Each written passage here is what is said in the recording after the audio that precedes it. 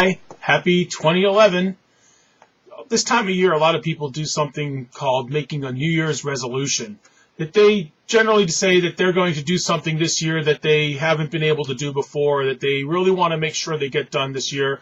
Very frequently, that has to do something with getting a better job or getting into shape or being a better person in some way, doing more volunteer work, whatever.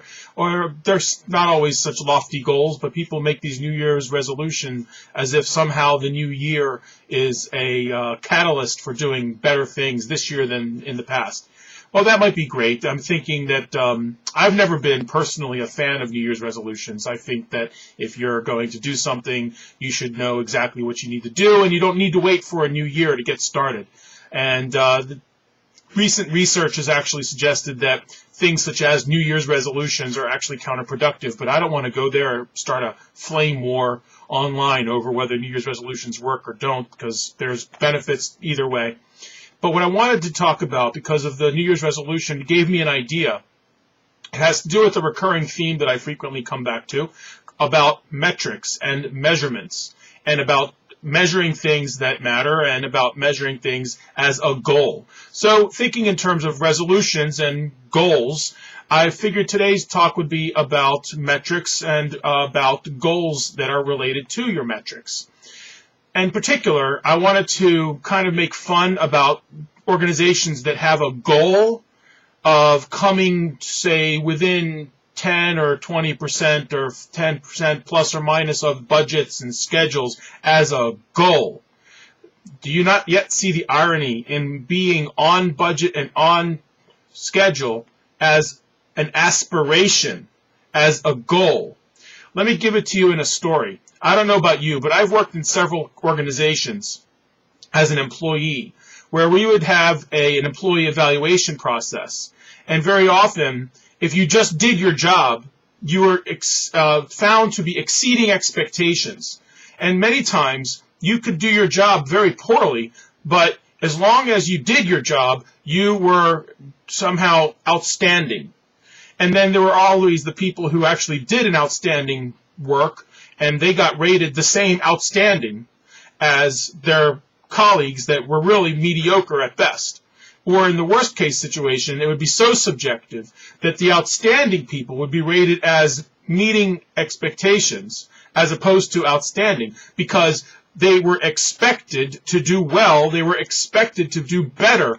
And so someone who is given some sort of recognition for showing up to work on time and doing their jobs and not burning the building down is somehow exceeding our expectations or being outstanding, when the people that are truly doing a yeoman's effort, they're the ones that are found to be average. You get the idea.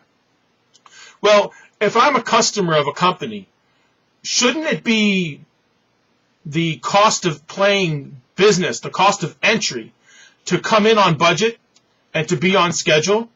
Shouldn't that be the minimum qualification to be considered competent in what it is that they do? Don't we find it a little ridiculous that an organization that says our goal is to be within 10% of budget and schedule, how ridiculous is that? Shouldn't they be thinking about our goal is to be 10% cheaper this year than last year, and the 10% cheaper the year after next than we are this year?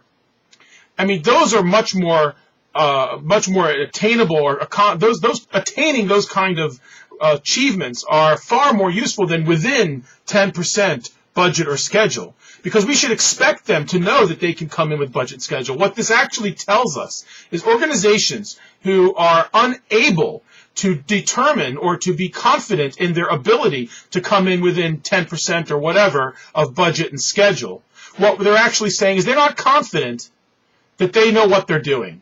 They don't know how long things take or how much effort things take. At best, what they've told their customers is, we're guessing that we can do what you've asked us to do.